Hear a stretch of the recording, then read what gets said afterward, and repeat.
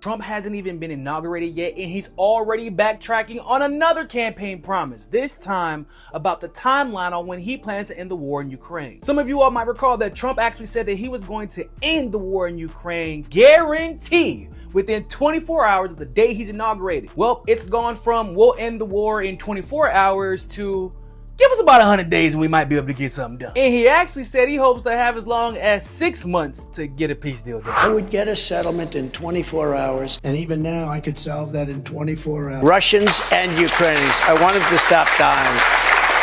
And I'll have that done in 24 hours. I will get it settled before I even become president. I would fix that within 24 hours. And if I win, before I get into the office, I will have that war settled. If I win this election, the first thing I'm going to do is call up Zelensky and call up President Putin, and I'm going to say, you got to make a deal. This is crazy. Ukraine and Russia, the stupidity with I will get that negotiated and ended before I ever take office. I'll do it after the election as president-elect. Shortly after I win the presidency, I will have the horrible war between Russia and Ukraine settled, and we'll do it quickly. Before I even arrive at the Oval Office, shortly after I win the presidency, I will have the horrible war between Russia and Ukraine settled, and it will settle with Ukraine and Russia. I will get them to settle that war very quickly, even before I become president, as a president-elect. 6 months.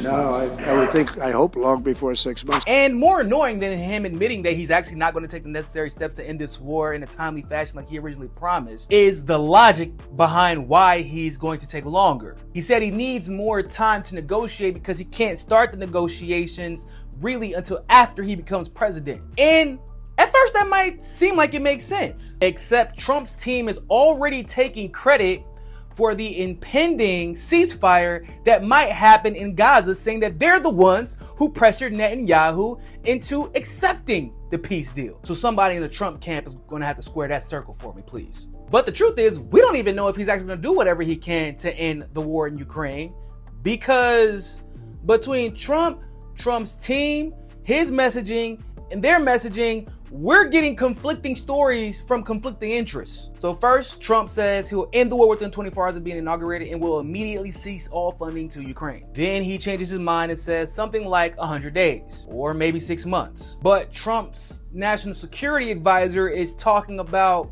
Ukraine and the necessity to lower the conscription age to strengthen their front line, which Trump never personally discussed supporting, but he also hasn't denied the support of that particular policy from his personal national security advisor. And Trump said he can't commence negotiations until he becomes president, but he already started negotiations when he was in Paris when he met with Macron and Zelensky. He even tweeted about it and talked about how a peace deal was impending and he felt positive about those negotiations. So what is it? Is it 24 hours after inauguration, or 100 days, or 6 months? Are you going to stop funding Ukraine like you promised?